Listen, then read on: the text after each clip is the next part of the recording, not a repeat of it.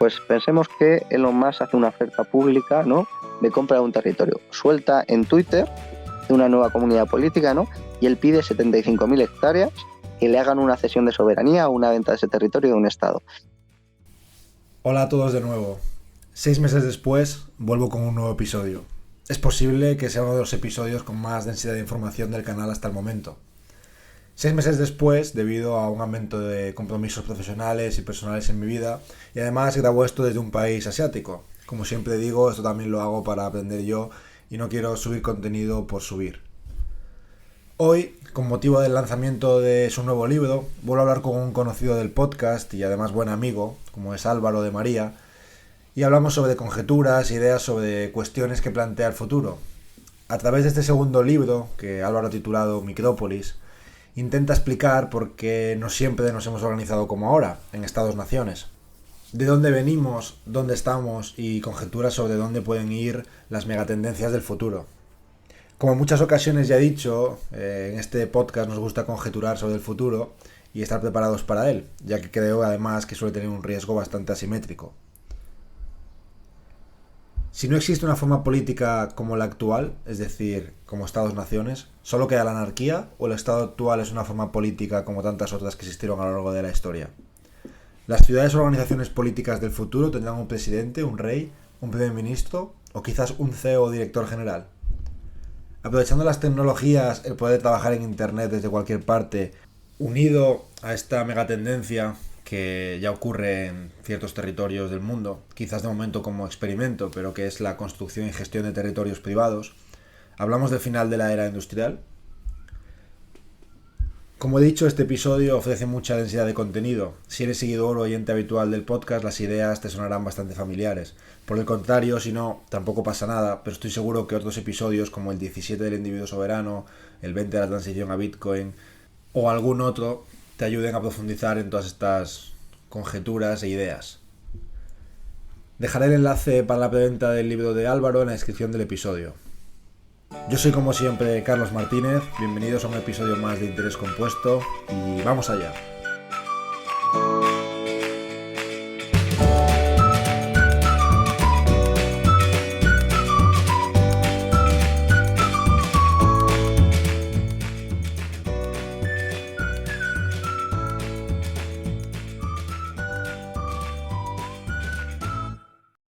Buenos días Álvaro, bienvenido de nuevo, ¿cómo estás? Muy buenas, un placer estar por aquí de nuevo. ¿Cómo va todo, Carlos? Bien, muy bien. Bueno, digo buenos días y aunque estamos en la otra punta del mundo, pero oye, ya ha pasado casi 7 meses, yo creo, del último episodio que grabamos aquí con Adolfo y han pasado muchas cosas desde entonces, ¿no? Sacas segundo libro, viajas por el mundo dando conferencias, abres la BitConf en Argentina, te pasas en la WOW Bitcoin donde coincidimos 4 horas firmando libros. ¿Qué está pasando, Álvaro? Es una locura, o sea, una auténtica locura en todos lados. La verdad es que además lo peor de todo es que casi es que tengo la sensación de que ni ha empezado, ¿no? Porque efectivamente vengo de Argentina un poco todavía que me cuesta procesar lo que ha sucedido porque no solo la abrí, sino que además me puse una mesa que se llamaba Los Gigantes de Bitcoin con Jimmy Son, Elizabeth Stark, Samson Mow con Lunat Coin. Sí. Y la verdad es que te cuesta, ¿no? Te cuesta que se te acerque al final de la charla gente a pedirte de todo, a estar volviendo a firmar algún libro, en este caso dedicatorias, porque los lleve para regalar, que la gente te invite a su casa a comer, estar hablando, conocer RSK de primera mano, conocer un montón de cosas que de verdad, conocer a UGs de Argentina y estar cenando con ellos, hablando de cómo ha sido todo en estos últimos 10 años, vuelvo con la sensación de haber viajado al futuro, o sea, de ver, de tener la ventaja de saber cómo van a ser las cosas dentro de 10 años, ¿no? Y cómo se va a funcionar y qué ventajas podemos tener ahora. Oye, y entonces antes de meternos en materia, ¿cómo es ese futuro? Pues mira, la gente, mucha de ella se va a quedar atrapada en la trampa Fiat, ¿no? Nosotros hablábamos con los taxistas, con los conductores de Uber y con gente de allí, y es que ni siquiera tienen la posibilidad de ahorrar, o sea, ni siquiera Bitcoin es una opción para ellos ahora, ni siquiera, ¿eh? Porque necesitan 2, 3 trabajos al día para poder llegar a final del día o de la semana. Ni siquiera tienen la opción de cambiar a dólares para ahorrar, porque no les llega, ¿no? Y la inflación es tan destructiva, es una inflación de aproximadamente del 7% mensual, ¿no? Lo que le hace casi un 100% al año, más de un 100% al año, de hecho, y le destruye toda la riqueza que producen por su trabajo. Es que no, los precios cambian cada semana, cada mes. Pagamos una comida con 25.000 pesos y eso los argentinos lo han visto como 25.000 dólares. Y ahora no vale nada, ¿no? Ahora es una comida de unos cuantos. O sea, es impresionante ver la destrucción de riqueza que genera, ver la cantidad de locales cerrados, la cantidad de locales que se alquilan, que te sea difícil encontrar negocios en algunos puntos de Buenos Aires. Para mí me dejó aterrorizado, ¿no? Y sin embargo, veías que aquella gente que llevaba 10 años ahorrando en Bitcoin, pues todo esto te sonreían con una cara de, fíjate, ¿no? Fíjate la maravilla que tenemos aquí, que es una opción de salir de toda esta locura. Ujú. Oye, de la misma manera que ocurrió con el primer libro que sacaste, La filosofía de Bitcoin, he tenido la suerte de leer un borrador que está todavía sin terminar de este segundo, que has titulado, perdona, Micrópolis. Cuéntanos un poco cuál es el objetivo de Micrópolis. Sí, Micrópolis tiene un objetivo principal, que es abrir la imaginación en política en el sentido de que pensemos en formas políticas alternativas al Estado. Pero para eso primero hay que ir al pasado a ver, a quitar, para poder entender que el Estado es una forma política concreta de la modernidad, ¿no? De la era industrial, que tiene su origen en el siglo XVI, y para eso hay que quitarse muchas vendas, porque nos cuesta mucho pensar en formas políticas no estatales, nos cuesta mucho cuestionarnos que lo que tenemos actualmente no ha existido siempre. Entonces, por ejemplo, cuando piensas en liberales y demás que enfocan el futuro político, ellos quieren hacer microestados, quieren hacer estados más pequeñitos o quieren recortar el gasto público, pero no se plantean otras formas políticas. Siguen siendo estatistas plenamente, ¿no? Muchos anarquistas tienen el mismo problema, ¿no? Además, me ha gustado mucho, ahora estoy leyendo el blog de Nick Szabo, sin enumerar, que se llama, y me ha gustado mucho encontrar un artículo que se llama Estado versus anarquía, la falsa dicotomía, ¿no? Donde critica a Hoppe y a los anarquistas diciendo que hay que buscar nuevas opciones, nuevas formas de organizarse socialmente y que hacerse anarquista porque no te gusta el Estado es como que por ser ateo, por no creer en Dios, te hiciese satanista, ¿no? Y entonces me gustó mucho esta comparación y yo creo que es interesante que empecemos a pensar en alternativas, en nuevas formas de organizarse, no en reproducir el Estado a escala pequeña, sino en plantear nuevas formas de convivir. Álvaro, tu libro además tiene un índice muy completo que va desde dónde venimos, a dónde estamos, hipótesis de hacia dónde vamos. Pero para alguien que este podcast ahora le pille un poco de primeras y diga, pero ¿por qué Álvaro habla mal del Estado? ¿Por qué quiere que el Estado desaparezca? ¿O por qué va a desaparecer? ¿Cuál es un poco la diferencia, o que piense, pero si esto ha existido siempre, ¿no? ¿Cuál es la diferencia entre Estado y gobierno? Que eso es algo que sí que casi ha existido siempre. ¿Y por qué el Estado no ha existido siempre? O sea, ¿por qué la forma política de Estado como la conocemos no es lo que ha sido siempre? Bien, pues esto es muy interesante. Aquí hay un librito muy corto de Dalmacio Negro que se llama Gobierno y Estado, para el que quiera profundizar más en sus diferencias, ¿no? Pero si lo queremos ver, yo creo que la mejor manera de entenderlo es que el Estado es una forma política más, entre otras, ¿no? Normalmente el problema que tenemos, y a lo que yo llamo estatismo, es a identificar cualquier forma política con el Estado. Hay una sucesión de formas políticas distintas y vamos a ver lo que es una forma política, ¿no? Una forma política son las relaciones que se establecen políticamente en el seno de una comunidad, ¿no? La forma de organizar la materia política. Entonces, las polis griegas son una forma política, la República Romana es otra forma política, las señorías de la Edad Media son otra forma política, la monarquía hispánica es otra forma política, la República Federal Norteamericana es otra forma política, y el Estado es una forma política histórica más, no es la forma que las engloba a todas. No, no haríamos bien si a todo esto lo designamos con el término Estado, porque el Estado se caracteriza por una serie de notas muy concretas. Entonces, si aplicamos esas notas al pasado, vamos a interpretar mal el pasado. Pero es que además, como lo hacemos, ¿no? Como tenemos esta venda del estatismo, este virus del estatismo, que nos impide ver toda la gama de colores de formas políticas, ¿no? Simplemente vemos en blanco y negro, pues solo hemos estado o no estado, o preestado o fases postestatales, ¿no? Sí, o anarquistas. Estado, o Estado y anarquía, ¿no? Lo que decías O estado antes. y anarquía, exacto. Solo vemos esa gama de colores, blanco, gris y negro, ¿no? Pero no vemos, no vemos todos los colores que ha habido a lo largo de la historia, entonces tampoco podemos imaginar nuevas formas de organizarnos políticamente. Y ese es el trabajo de la primera parte. El trabajo de la primera parte es quitar las vendas para que cualquiera pueda comprender, argumentar y defender que el Estado no es más que una forma política que tiene su origen en el siglo XVI y que se va a ver tan nítidamente que a partir de ahora cualquier revisión histórica, cualquier proceso, cualquier explicación de las ciudades-estado medievales, de las ciudades-estado griegas, de no sé qué, le va a rechinar muchísimo, porque va a comprender las enormes diferencias que hay, ¿no? En la filosofía de Bitcoin apenas hablaba de 5 páginas de todo esto, y ahora el trabajo aquí es desarrollarlo ampliamente para sentar unas bases sólidas sobre las que construir el futuro. Pero quizás una pregunta que se está haciendo mucha gente es, ¿pero y por qué esto va a desaparecer? Claro, la cuestión es por qué es interesante ver que el Estado es una forma política histórica, ¿no? ¿Por qué es interesante esto? Y es que las creencias son muy operativas mientras funcionan, ¿no? Mientras nos mantienen vivos, nos sostienen, permiten continuar, reproducir nuestra vida y demás. La cuestión es que cuando estas creencias, y el Estado es la creencia principal, ¿no? Entran en crisis, ya nos resultan operativas para cada vez más capas sociales, ¿no? Y eso es lo que le está sucediendo al Estado ahora mismo, ¿no? El Estado, para cada vez más gente, ya no es funcional, ya no es la mejor manera de vivir. Sin embargo, como están tan contagiados del virus del estatismo, no se plantean salidas, no se plantean alternativas, no se plantean nuevas formas de organizarse socialmente, ¿no? Estamos ahí atrapados y parece que condenados. Sin embargo, el Estado está atravesando una crisis muy fuerte, ¿no? Y eso es lo que yo creo que le va a devolver su carácter de idea histórica, ¿no? Le va a colocar de nuevo en esa línea de sucesión de formas políticas y le va a sacar de ser la categoría que las engloba todas. Vuelvo a tirar del hilo aquí. ¿Pero por qué está en una crisis esto? Alguien que pueda... ¿Pero por qué? ¿Por qué habla de crisis? Exacto. Lo característico del Estado es la soberanía, y la soberanía es la fusión, bueno, más bien la absorción de la autoridad por parte de la potestad.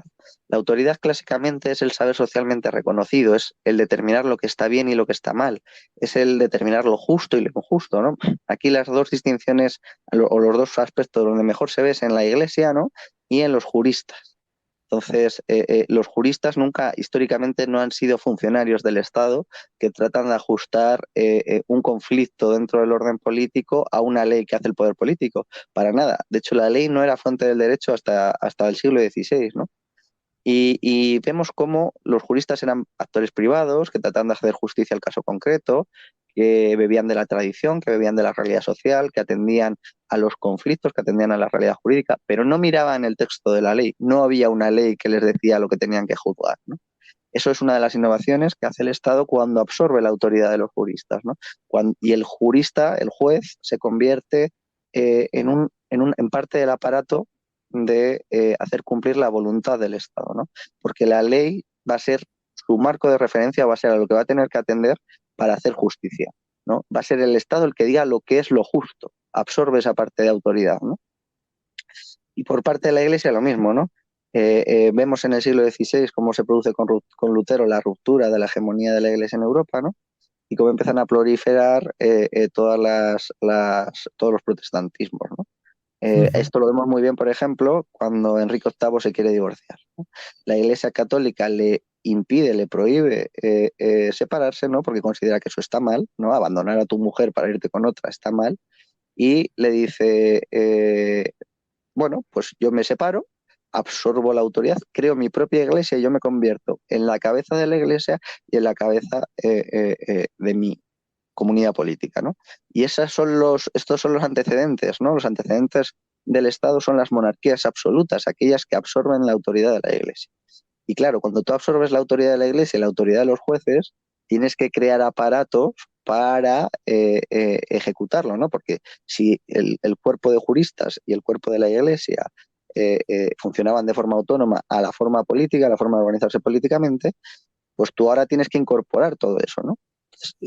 El incorporar el papel de los jueces, el incorporar el papel de la iglesia, de los órdenes intermedios al poder político, acaba creando una estructura de poder que eso es el Estado.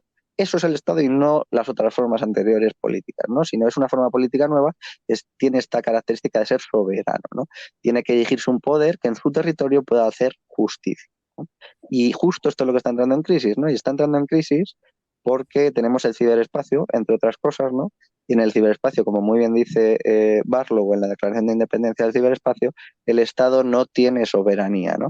Es decir, se pueden realizar transacciones jurídicas, sociales y económicas en las que el Estado carece de potestad, no puede hacer cumplir la ley ahí, ¿no? Eso es una crisis muy seria tanto en su capacidad para defender a los ciudadanos, lo vemos con que más del 95% de los delitos telemáticos no se resuelven, y lo vemos con la autoridad, ¿no? Si yo no soy capaz de imponer mi autoridad en mi territorio, en cada vez más áreas, yo estoy sufriendo una crisis de autoridad, ¿no? Y entonces eso es un poco lo que trato de analizar en la segunda parte del libro, ¿no? Si en la primera se trata de quitarse las vendas para ver por qué el Estado no es más que una forma política histórica, en la segunda parte se trata de analizar por qué el Estado está en crisis, por qué el ciberespacio, Bitcoin por ser una redefinición del derecho de propiedad, que ahora lo comentaré también, inducen a una crisis tanto en la potestad como en la autoridad del Estado, ¿no? Y lo de Ujú. Bitcoin es muy interesante porque, claro, sin un derecho de propiedad absoluto, que eso es lo que hace Bitcoin, Bitcoin lo que hace es redefinir el derecho de propiedad y hace un derecho de propiedad absoluto, no tendríamos una vía de escape, ¿no? No tendríamos un cambio en el poder de negociación de los individuos. Ujú. Si pensamos en esto, que es muy interesante, ya lo vio el creador teórico del Estado, ¿no? El creador teórico del Estado es Hobbes, ¿no? Precisamente en el siglo XVII, en el Leviatán. Y él mismo dice en el capítulo, dice, consciente plenamente de lo que estaba armando, ¿no? Por ejemplo, una de las citas literales del Leviatán es que a partir de ahora el derecho no será aquello que digan los jurisprudentes subordinados, sino aquello que diga el Estado, ¿no? Esto es por ejemplo, una cita literal. Pero es que otra literal también es, en el capítulo 29, habla de las causas que tienden a la disolución de los Estados, ¿no? Dice, si los individuos tienen derecho absoluto de propiedad de tal manera que son capaces de excluir el poder del soberano, el Estado desaparece, ¿no? Porque es Ujú. incapaz de cumplir con sus funciones, con las funciones que le han sido atribuidas, ¿no? Y es muy interesante ver cómo el propio creador del Estado, como una forma política más, te da las causas que van a tender a su disolución, ¿no? Y cómo Bitcoin es esa herramienta que te permite superar históricamente al Estado, ¿no? No significa que todos los Estados vayan a desaparecer, no significa que vayan a desaparecer de la noche a la mañana, sino que vamos a ver una nueva forma política, que vamos a ver nuevas formas de organizarse socialmente. Ese es el derecho mínimo, por así decir, que se trata de reivindicar con el libro. Se abre la posibilidad de empezar nuevas formas de organizarse políticamente no estatales. Hablamos de que a partir del siglo XVII nace el Estado y que las formas políticas que había anteriormente se caracterizaban por tener dividida la potestad y la autoridad, y que el Estado ahora mismo, o desde el siglo XVII, digamos que tiene soberanía absoluta, o sea, es decir, tiene potestad y autoridad. ¿Puedes explicar, con palabras muy sencillas, qué es la potestad y qué es la autoridad? Sí, normalmente toda comunidad política se caracteriza por la relación entre tres órdenes, ¿no? Las relaciones de los seres humanos con el orden divino, ¿no? Con determinados aspectos religiosos, con el ámbito sobrenatural, ¿no?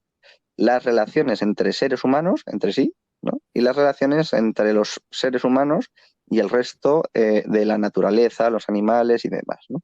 Entonces, cuando Aristóteles habla de que el hombre es un zoon politikon, un animal político, lo caracteriza por estas notas, ¿no? Por estas notas de que las comunidades políticas siempre tienen estos materiales en juego, ¿no? Están entrelazadas de esa manera, se desenvuelven de esa manera, ¿no?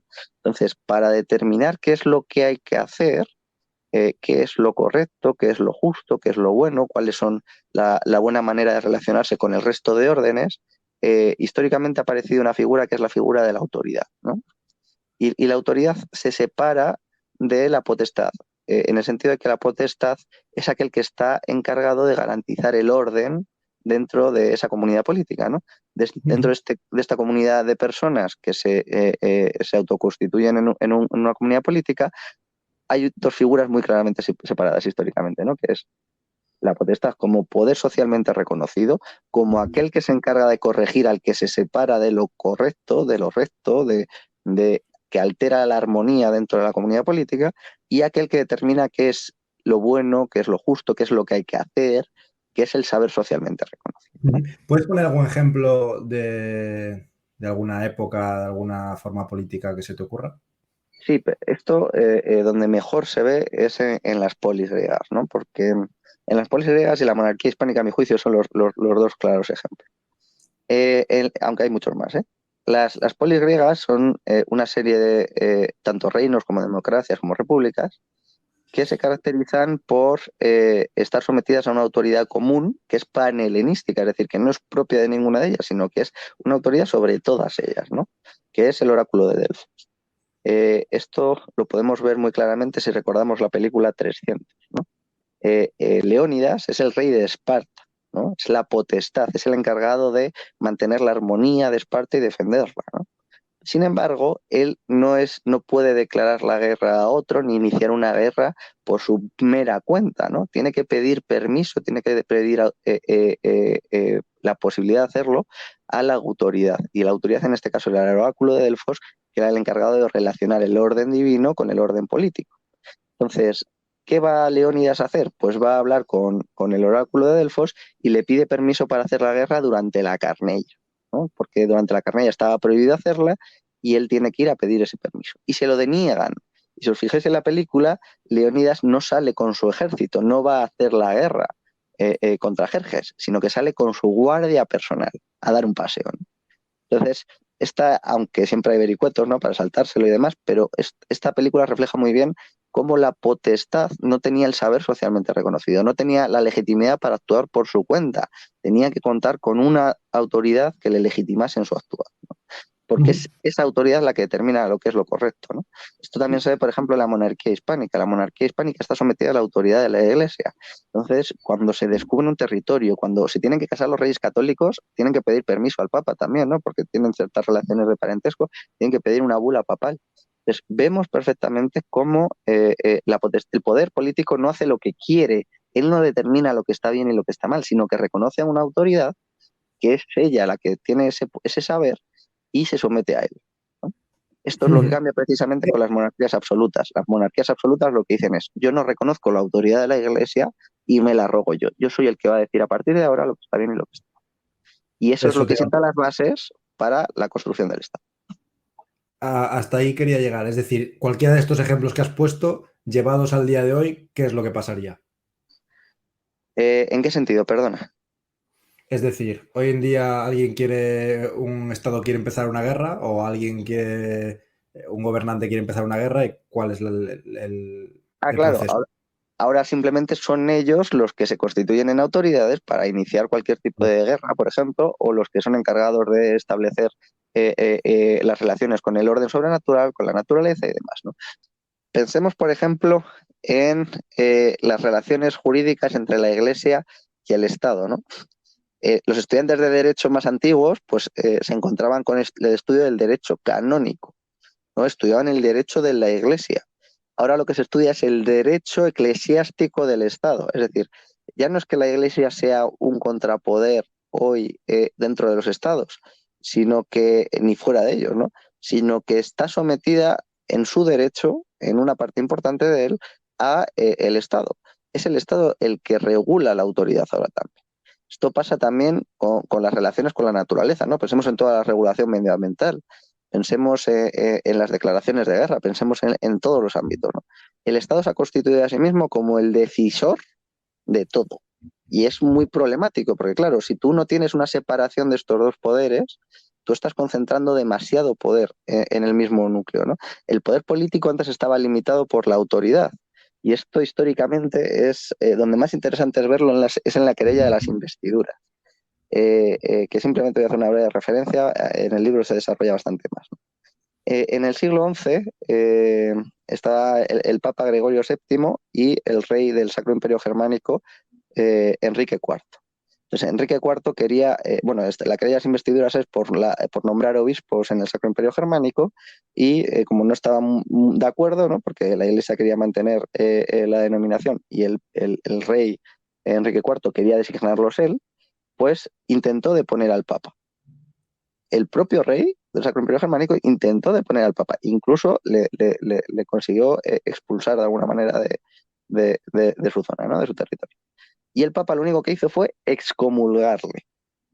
La excomunión del rey llevó a una sublevación o un intento de sublevación de muchos de los príncipes alemanes, porque le rendían vasallaje por ser católico, por ser rey católico. En el momento en el que dejaba de ser rey católico, ya no tenían que pagarle tributos, ya no tenían que seguirle, ya no tenían que ser fiel. Y esto le llevó a Enrique IV a tener que pedir perdón al Papa de una manera muy interesante, porque le fue a pedir perdón en el castillo de Matilde de Canosa, ¿no? Por eso se conoce este acto como la humillación de Canosa, y el Papa le impuso como penitencia pasar 3 días descalzo en la nieve. Entonces, imaginaos a un rey 3 días descalzo en la nieve para pedir perdón al Papa, ¿no? Para que le readmita en el seno de la Iglesia.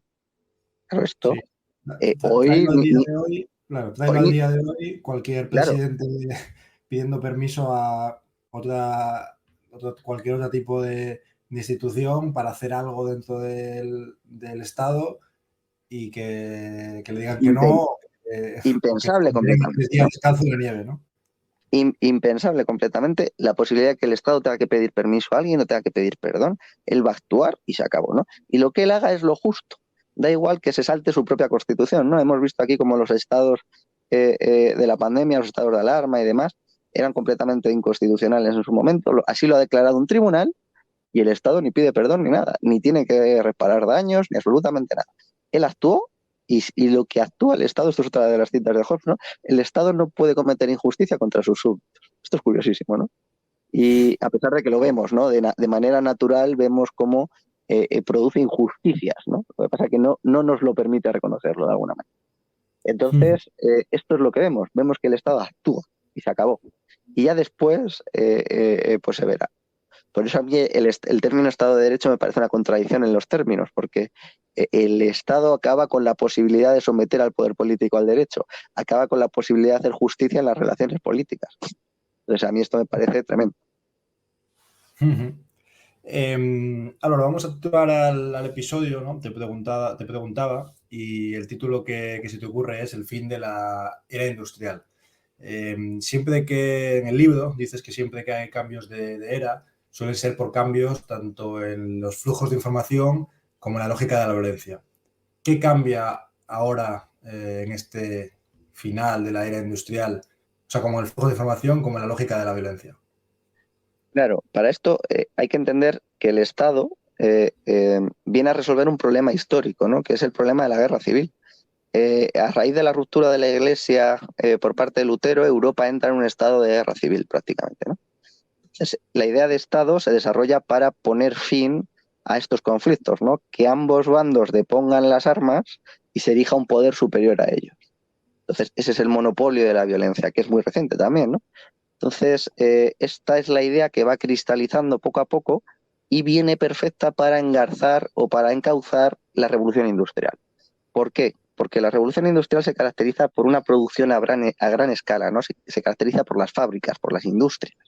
Y esto son inversiones muy grandes en capital que no son trasladables y que dependen mucho de las materias primas. Entonces, ¿cuál es el problema? Que las fábricas y la industria necesitan proporcionarles seguridad, porque si no son muy vulnerables, si no tienen seguridad van a ser muy vulnerables. Y para garantizar una seguridad a una industria de manera buena, no necesitas ser eficiente en el empleo de los recursos, sino que tienes que ser eficaz. Es decir, no tiene que haber otro poder, tienes que ser arrollador, no puede haber otro poder que te cuestione, tienes que ser tú el encargado de garantizar esa seguridad, ¿no? Y eso y el hecho de que las fábricas sean inamovibles y tengan que hacer una inversión muy, muy grande en capital fijo y sean dependientes de materias primas, da mucho poder tanto a los trabajadores, da mucho poder de negociación a los trabajadores, porque si paralizan el proceso productivo arruinan a la empresa, como al Estado que le proporciona la seguridad para que pueda producir, ¿no? Entonces, los enormes beneficios sociales de producir a gran escala se reparten también con los extorsionadores en ese momento, ¿no? Por eso aparece el movimiento obrero y por eso aparece un desarrollo muy fuerte del Estado, ¿no? Del Estado como capaz de extraer recursos muy grandes de la riqueza generada nueva y de los trabajadores que tienen poder de negociación y se organizan y se movilizan. Claro, la cuestión es qué pasa si la producción de riqueza ya no es industrial, sino que se caracteriza por ser principalmente del ámbito digital, ¿no? Por ser producida en Internet, por ser intercambios a nivel global, ya no locales, por hacer una producción personalizada, ya no a gran escala uniforme para todos, sino que tú eres capaz de localizar una demanda muy concreta de un producto muy concreto y ofrecerlo, ¿no?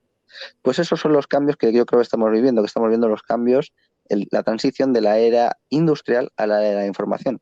Y como el Estado es esa forma política que se encarga de garantizar la seguridad para la industria, si se acaba la industria, el Estado también sufre una crisis seria. Y como ahora la producción de seguridad, los servicios de seguridad tienen que ser para esta nueva era de la información, para el ciberespacio, para otro tipo de relaciones jurídicas, económicas y sociales, pues vamos a necesitar también otra nueva forma política que garantice la seguridad ahí, porque el Estado, como decía al principio, ya no resuelve la mayoría de los delitos telemáticos, ya no es eficaz para proveer estos servicios y además es muy vulnerable a ataques dentro de este área, ¿no? Vemos cómo atacan al SEPE, cómo atacan a hospitales, cómo los ciberataques se generalizan a industrias, a empresas y demás. Si tú tienes todo centralizado, estás generando un incentivo muy grande a los malos a atacar ese núcleo, ¿no? Entonces, esto es muy problemático, porque el ciberespacio se caracteriza por ser la guerra más asimétrica de todas. El Estado, por muy buen hacker o por muy buen informático que tenga, va a estar uno a uno con el otro hacker, ¿no? Con el otro hacker informático, con el otro, ¿no? Entonces, eso los pone en una situación de ser muy poco eficientes y muy poco eficaces en la resolución de los problemas de seguridad. Entonces hablamos que, por resumir, en este cambio de era del que tanto habla, pues, por ejemplo, el individuo soberano, hemos hablado en otros capítulos, esta hipótesis, ¿no?, de que hay un cambio a la era de la información o era digital, o como sea, el cambio en la lógica de la violencia o el cambio, digamos, en los flujos de información es Internet y el cambio en la lógica de la violencia es Bitcoin. Exacto. Venga, voy a tratar de analizar esto de forma relativamente rápida, porque es muy difícil de ver cómo, a mi juicio, el motor de la historia son los cambios en la densidad social del conocimiento o en los flujos de información y los cambios en la lógica de la violencia. Y esto se ve muy bien ligado a lo que comentábamos antes, ¿no? A la separación entre autoridad y potestad, porque los cambios en los flujos de información, en los flujos de acceso al conocimiento, cambian la autoridad. Y los cambios en la lógica de la violencia cambian la potestad, ¿no? El poder socialmente reconocido y el saber socialmente reconocido se transforman cuando cambian esto. Por eso yo los considero los motores de la historia. Entonces, ahora estamos viendo dos de los mayores cambios. Sí. Ahora, perdona que te corte, ¿eh? ¿Puedes poner algún ejemplo de cambios de era que haya habido y cuáles han sido los cambios en lógica de violencia y los cambios en los flujos de información en Sí, estos? vamos a ver el más reciente, ¿no? Que es el paso de la edad media a la edad moderna, a la edad industrial, ¿no? Con la imprenta se crean nuevos canales de difusión de la información y de acceso al conocimiento en toda Europa, ¿no? El primero que lo vio fue Lutero, muy claramente, y utilizó para hacer un montón de propaganda contra la Iglesia. La Iglesia que transmitía fue muy útil y fue capaz de constituir su hegemonía cultural en Europa de forma muy sencilla a través de los monasterios, ¿no? Europa se constituye a través de los monasterios, que son los transmisores del conocimiento a través de la copia de manuscritos. En el momento en el que aparece la imprenta, pueden transmitirse los conocimientos de otra manera, de otra vía, ¿no? Y la Iglesia tardó mucho en adaptarse a ese cambio, tardó unos 80 años en adaptarse, que hasta los jesuitas no se implementó la expansión del conocimiento ahí, el desarrollo y la difusión del conocimiento a través de la imprenta, y esto dejó en manos de los protestantes y de los enemigos de la Iglesia la difusión de las obras a través de la imprenta. Entonces, esto provocó un cambio y una crisis en la autoridad de la Iglesia en Europa durante ese periodo. Y además tuvo su aparición el uso armamentístico de la pólvora. Entonces, ¿qué cambiaba la pólvora? ¿Cómo transformaba la lógica de la violencia de la pólvora? Pues si hasta ese momento lo que tenía sentido era organizarse en castillos, en pequeñas regiones donde podían ser defendidos muy fácilmente por caballería, donde el señor feudal era el que tenía las armas y era el que era capaz de defender a todos los demás, pues ahora eso iba a cambiar de forma muy significativa, ¿no? Porque con la pólvora tú lo que tenías era la posibilidad de atacar a mucha distancia, la caballería ya no era eficaz y era un poder igualador muy fuerte de todo lo demás, ¿no? Pero además te obligaba, porque la pólvora no solo se usa en los mosquetes, sino que también se utiliza en los cañones, ¿no? Entonces las murallas que te protegían las ciudades tampoco servían, ¿no? Pensemos en una muralla que lleva 700 o 1000 años en pie y aparece un polvito negro que la destruye, ¿no? Pues ahora tenemos dos cambios en la lógica de la violencia superiores incluso a los que produjeron el cambio de la Edad Media a la Edad Moderna, ¿no? Porque la imprenta, comparada con Internet, para transmitir conocimiento, información a todo el mundo y de manera global, se queda como un juguete de niños. Lo que estamos viviendo ahora es una transformación en el conocimiento como no ha conocido ni ha podido imaginar la historia, ¿no? Pensemos, por ejemplo, en la posibilidad de que una persona esté retransmitiendo en directo para millones de otras personas su conocimiento. Es que esto es el equivalente a dar clase a millones de personas de forma simultánea. O a generar autoridades nuevas, a las que veamos autoridades carismáticas, que puedan transmitir todo este conocimiento a toda esta gente, ¿no? O todo su saber, o todo su carisma, o su forma de relacionarse, ¿no? Creo que estamos a los inicios de los inicios de los inicios, ¿no? Pero sin duda me parece que es evidente que esto va a transformar completamente, ya está transformando la autoridad del Estado, ¿no? ¿Quién reconoce como a los profesores, a la mayoría de los profesores universitarios como autoridades? Para nada, ¿no? Yo creo que cuando encontramos alguno bueno, realmente lo consideramos la excepción. Ya la universidad está sufriendo una crisis muy seria, ¿no? Los medios de comunicación, que son este saber socialmente reconocido, que dicen qué es lo bueno y qué es lo malo, que señalan qué significan, ¿no? Pues para los jóvenes los medios de comunicación ya son inexistentes, ¿no? ¿Quién compra la prensa? ¿Quién ve la televisión de los jóvenes? Nadie. Todos siguen a creadores de contenido y otro tipo de plataformas. Entonces estamos viendo realmente una bifurcación enorme en ese sentido. Y en la parte de la lógica de la violencia hay que pensar en estos términos, que la lógica de la violencia son los rendimientos del ejercicio de la violencia, ¿no? Es decir, ¿cuándo nos sale rentable el ejercicio de la violencia, su organización, su estructuración y su persecución, ¿no? ¿Y por qué Bitcoin cambia radicalmente la lógica de la violencia? Pues bien, para esto es muy interesante, y conecto ya con una parte importante de la historia de Bitcoin, ¿no? Que es ver su origen en los cypherpunks, ¿no? Los cypherpunks son un grupo de criptólogos que tiene su origen en los 80, a principios de los 90, y se caracterizan por ser los exploradores o los pioneros. A mí me gusta compararlos con los conquistadores de América, ¿no? Porque da la sensación de están descubriendo un espacio nuevo, están descubriendo el ciberespacio y están viendo qué relaciones jurídicas se pueden hacer allí, qué relaciones económicas se pueden hacer allí, qué lo caracteriza, qué propiedades se caracterizan, ¿no? Y los considero pues eso, como los exploradores, como los conquistadores, ¿no? Y es muy interesante verlo desde ese punto de vista porque ellos lo que te dicen es, dentro del ámbito digital va a haber problemas de privacidad. Porque yo en el ámbito digital lo que no tengo es la posibilidad de revelarme selectivamente. Mis mensajes tienen que pasar por un proveedor del servicio de mensajería, ¿no? Si yo estoy hablando contigo en persona, en una cafetería, y, podemos mantener una conversación que va a ser privada, que solo se va a poder revelar a un tercero si nosotros decidimos hacerlo. Bueno, sí, Pero, sí que ponemos el móvil lejos. exacto, si tenemos el móvil lejos. Pero si hacemos esa conversación por WhatsApp, tenemos al proveedor del servicio de mensajería que puede verla completamente, ¿no? No elegimos nosotros nuestra privacidad. Lo mismo pasa si pagamos en efectivo, ¿no? Si yo pago en efectivo en un kiosco, el del kiosco no tiene por qué saber mi nombre, no tiene que saber nada de mí. Pero es que el que ha emitido el dinero tampoco va a saber lo que yo estoy comprando, ¿no? Sin embargo, si yo pago con mi tarjeta de débito, el tendero va a saber mi nombre perfectamente y el banco va a saber perfectamente lo que he comprado, a quién se lo he comprado y en qué momento se lo he comprado. Carezco de privacidad porque carezco de la posibilidad de revelarme selectivamente, ¿no? Entonces ellos se centran en resolver estos problemas. Y es muy curioso porque a raíz de la primera década que tienen, deciden hacer un Gmailer anónimo, ¿no? Para solucionar este primer problema de las conversaciones privadas. Entonces, crearon un Gmailer y el primer correo que se envía es un texto de Chuck Hamill, que dio una conferencia sobre el futuro de la libertad en 1987, que se titula De las ballestas a la criptografía. Y es interesantísimo cómo lo compara, ¿no? Porque dice, claro, las ballestas, al igual que la pólvora, supusieron un cambio muy fuerte, ¿no? Porque permitían a cualquiera defenderse con precisión de la caballería, sin tener unos conocimientos altos, a distancia y demás. ¿Y quiénes eran de los que se tenían que defender los campesinos con la ballesta? Pues los recaudadores de impuestos, el señor feudal y demás, ¿no? El caballero que iba allí con su espada, pues ahora se veía un cambio en la lógica de la violencia porque sería un cambio en la organización. Y lo compara Chuck Hamill con la criptografía, porque la criptografía, mediante la criptografía asimétrica de clave pública, clave privada, nos permite encriptar tanto nuestros mensajes como nuestras transacciones. Nos permite revelarnos selectivamente allí donde queramos. Entonces, esto nos permite tener nuestros secretos, tener nuestro patrimonio fuera de las garras de los demás. Y esto lo titula de un salto cuántico en la defensa, ¿no?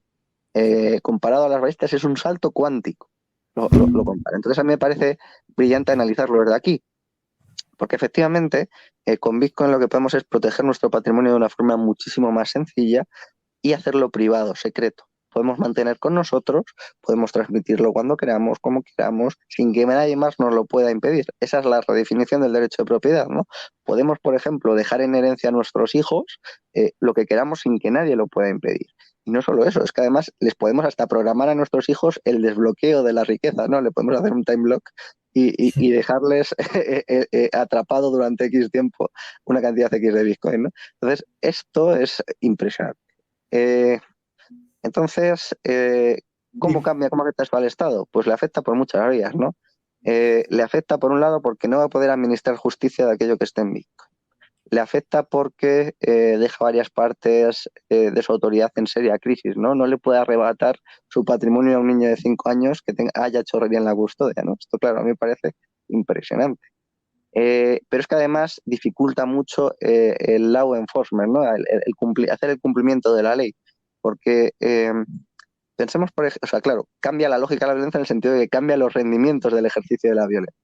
Aquí vuelvo a un ejemplo que yo pongo mucho, ¿no?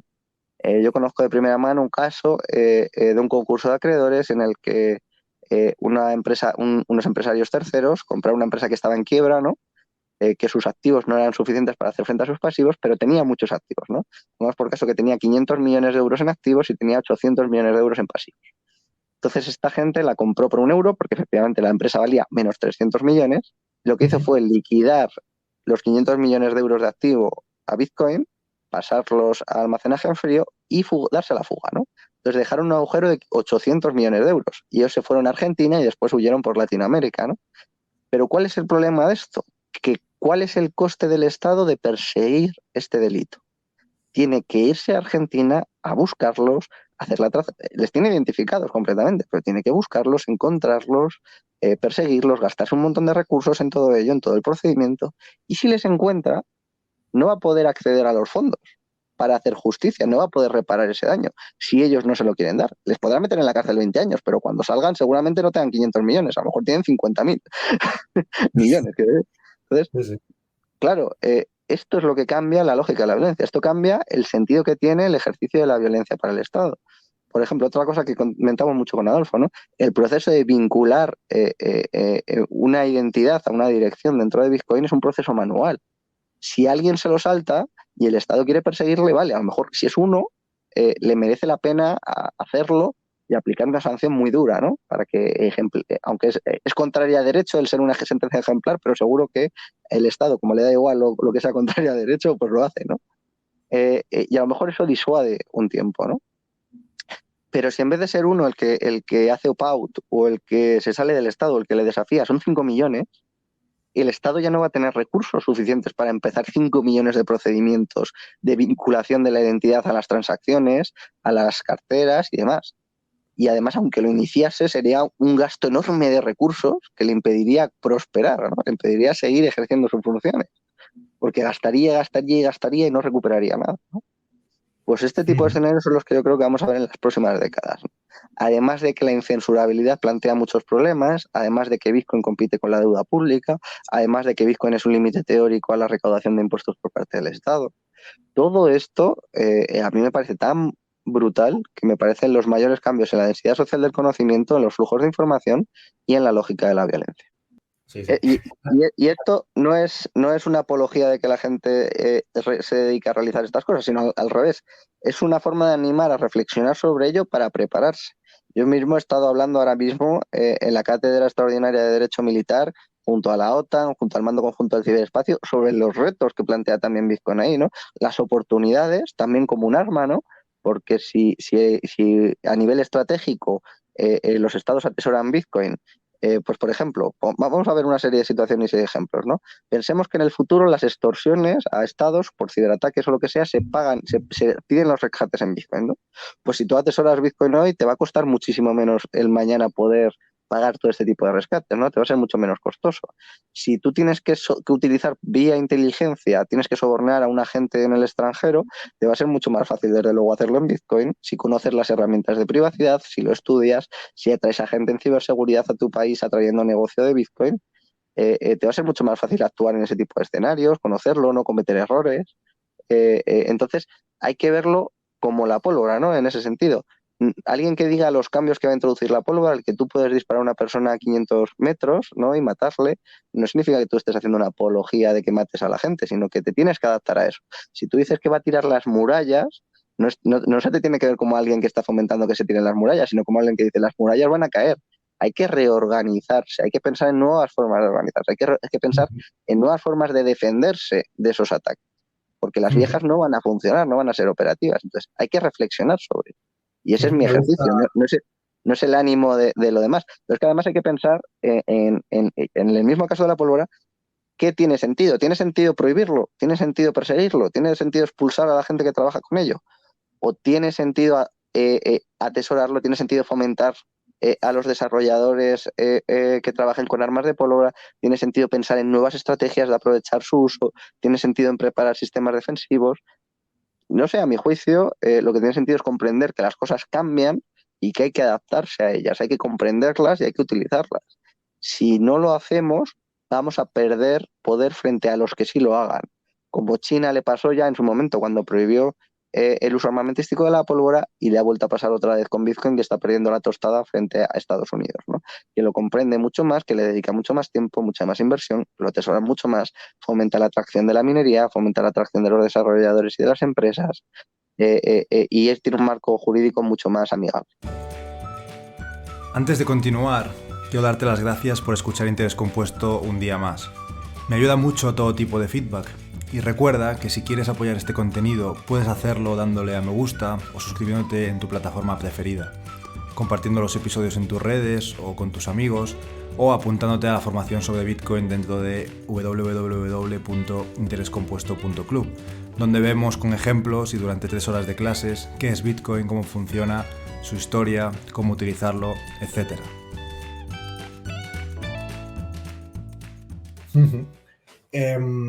Antes de terminar, Álvaro, y ya que lo hemos comentado, bueno, además de todas estas características que has hablado, que son unas características quizás hasta más macroeconómicas que microeconómicas de Bitcoin, pues las micro ya hemos hablado en varias ocasiones, ¿no? De características de muy buen dinero, etcétera.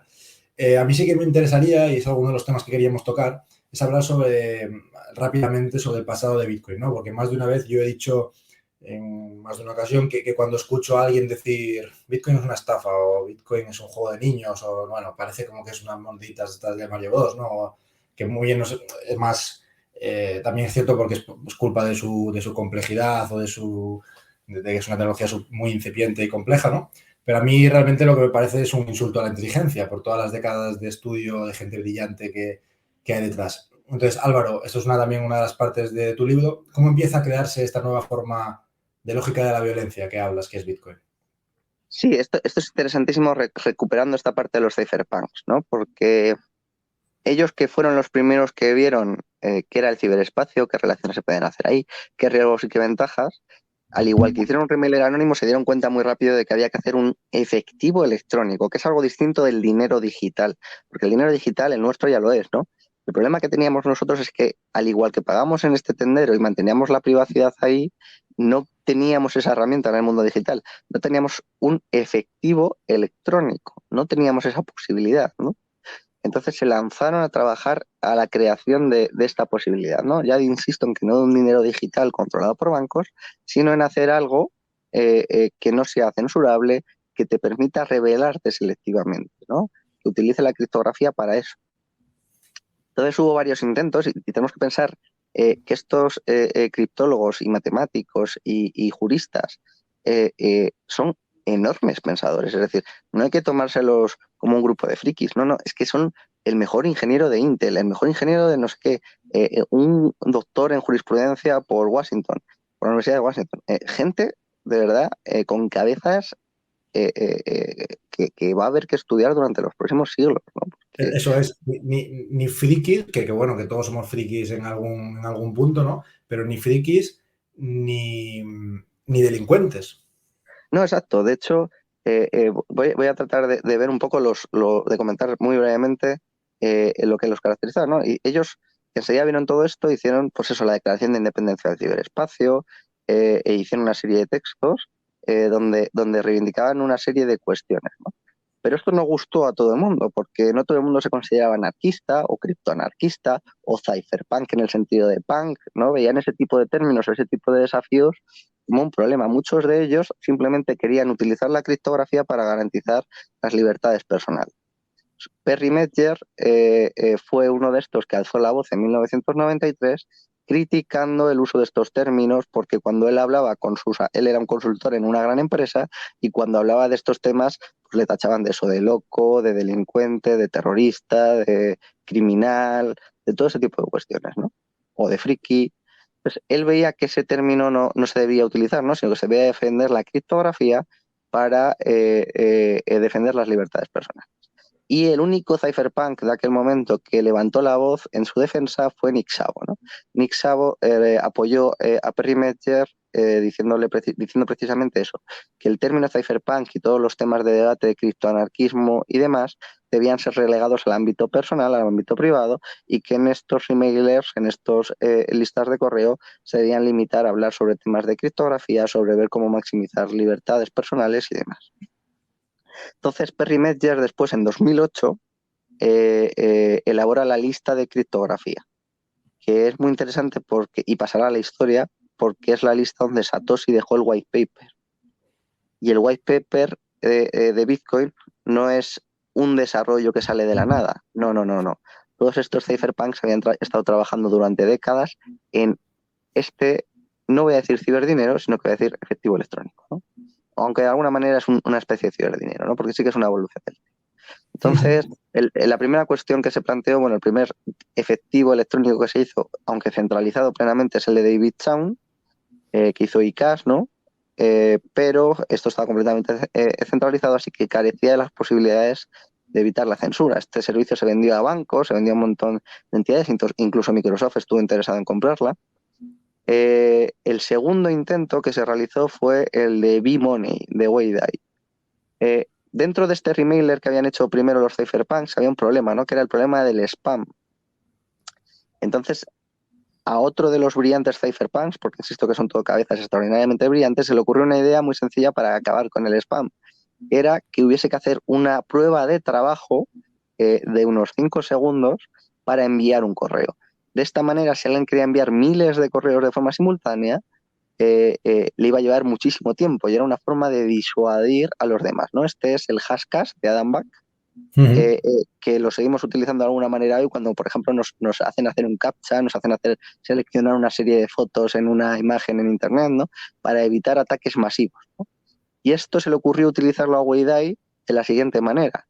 Dice, pues vamos a utilizar la prueba de trabajo para la generación de las monedas, ¿no?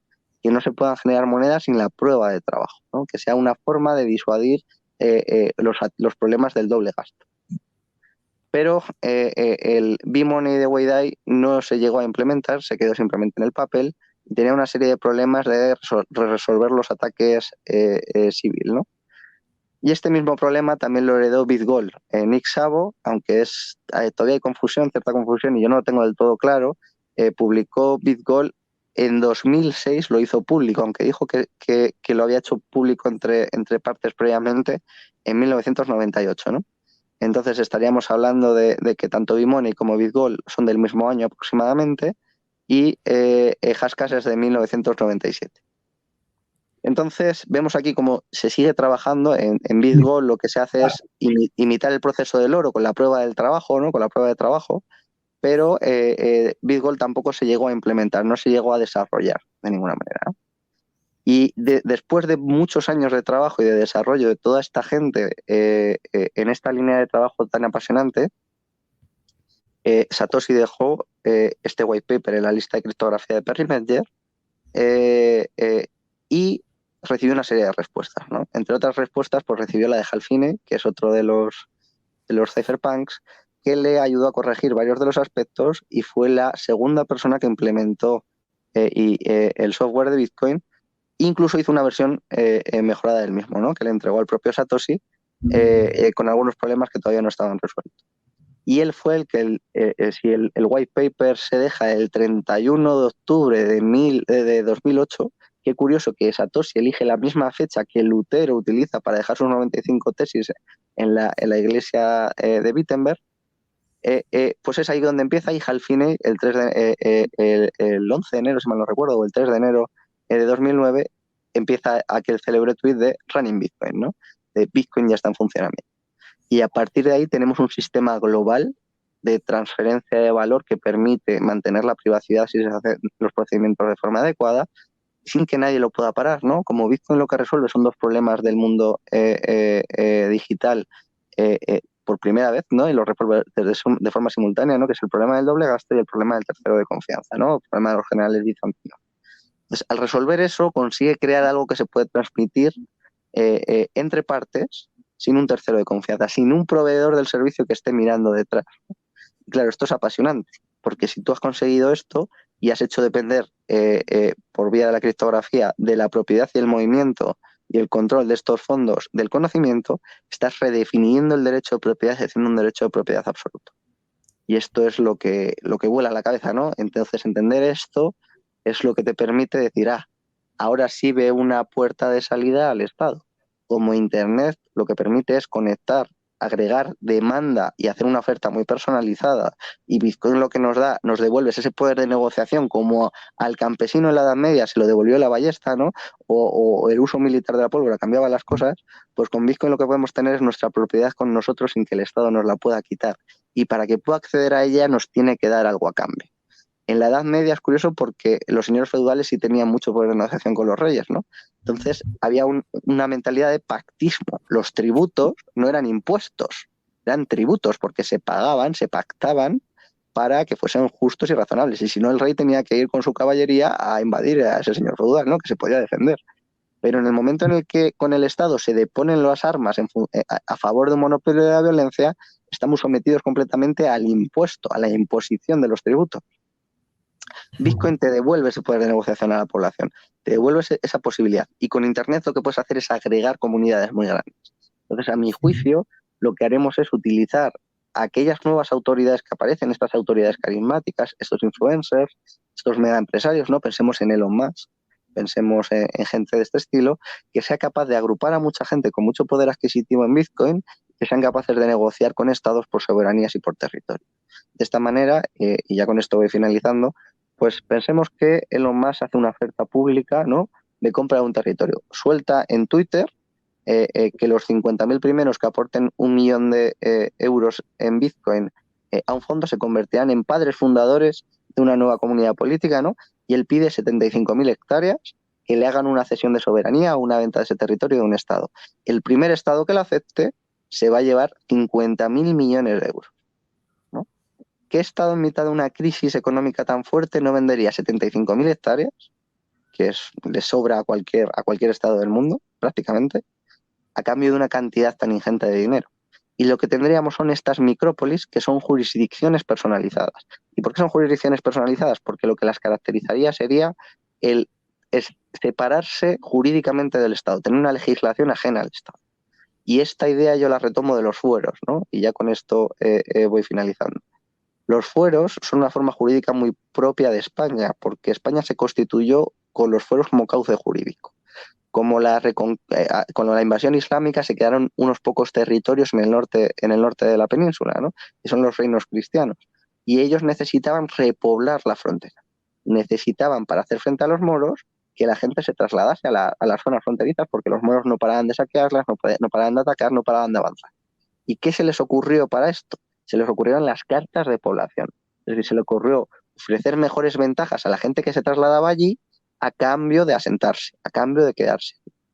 Entonces, mediante las cartas de población, mucha gente, por los beneficios en tributos, por los beneficios penales, por los beneficios de determinadas situaciones y casos puntuales, se trasladaba a las zonas fronterizas, lo que permitió empezar la reconquista, porque al ir repoblando poco a poco, pues ibas avanzando, ibas haciendo frente, ¿no? Y esta idea tan interesante, terminó cristalizando en los fueros, ¿no? Que es que cada territorio se fuese organizando en su forma jurídica de vivir. Había derecho criminal, civil y procesal distinto en un pueblo de en el otro, ¿no? Esto que a nosotros nos cuesta mucho, porque ¿cómo va a ser distinto cometer un delito en un pueblo de cometerlo en el pueblo de al lado? Pues así fue en España durante siglos. Entonces, esto que es interesantísimo, acaba en España con los decretos de nueva planta, ¿no? Cuando entra la idea de soberanía mediante los Borbones en la guerra de sucesión, lo primero que hacen los Borbones, que tienen esta mentalidad del Estado, que tienen esta mentalidad de Francia, de la soberanía, es acabar con los fueros en Cataluña, ¿no? Y le imponen los fueros castellanos a Cataluña en el 1711, ¿no? Por eso celebran la diada el 11 de septiembre, porque celebran que Felipe V, con los decretos de nueva planta, le quitó a Cataluña sus fueros. Esa es su reivindicación histórica. Esa es la reivindicación histórica mal entendida por parte del independentismo, porque lo que reivindican no es su independencia política, sino su independencia jurídica. Cataluña era completamente leal a la monarquía hispánica. Lo que tenía su forma jurídica de vivir, que con la idea de soberanía se la arrebatan, ¿no? Pues esto es, a mi juicio, lo que tenemos que recuperar. Tenemos que recuperar mediante las micrópolis, mediante jurisdicciones personalizadas, el derecho a decidir nuestra propia jurisdicción, nuestra forma de organizarnos jurídicamente. Y eso es lo que a través de Internet y de Bitcoin creo que vamos a empezar a ver que desde más tiempo. Pues Álvaro, si te parece, tengo aquí una cita que además es del primer correo enviado a la lista de la que hablas de los cypherpunks y que también es de una ponencia de Chuck Hamill en la conferencia del futuro de la libertad de 1987 y que es de las ballestas a la criptografía de la que también has hablado, que dice lo siguiente: la tecnología representa una de las vías disponibles más prometedoras para recuperar nuestras libertades de aquellos que las han robado. Por su propia naturaleza, favorece a los brillantes, aquellos que pueden ponerla en práctica, frente a los aburridos y con poco interés, aquellos que no pueden. Favorece a los que se adaptan, que son rápidos para ver lo nuevo, frente a los perezosos que se aferran a los métodos probados por el tiempo. Muchas gracias, como siempre, y nada, espero que hayas disfrutado. Creo que hay muchísima densidad de información y de contenido. Seguramente este episodio de para escucharlo de 5 a 10 veces. Y de nuevo, gracias por tu tiempo. Espero que el lanzamiento del nuevo libro, aunque ya está siendo un éxito con el crowdfunding, sea aún mejor cuando esté en el mercado. Y estamos en contacto. Pues muchísimas gracias, Carlos, como siempre. Un abrazo muy fuerte y seguimos en contacto. Y muchas gracias a todos los que han colaborado como mecenas, que el nuevo libro también ha superado casi ha llegado al 200% de lo que era necesario y ha superado los 9.000 euros, así que yo estoy contentísimo. Y a seguir trabajando en Micrópolis para que lo tengáis lo antes posible, porque estoy todavía acabándolo. Muy bien, pues gracias.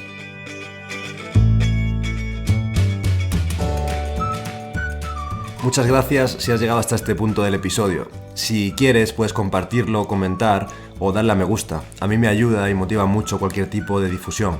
Lo hagas o no, lo importante es seguir aprendiendo y componiendo. ¡Hasta la próxima!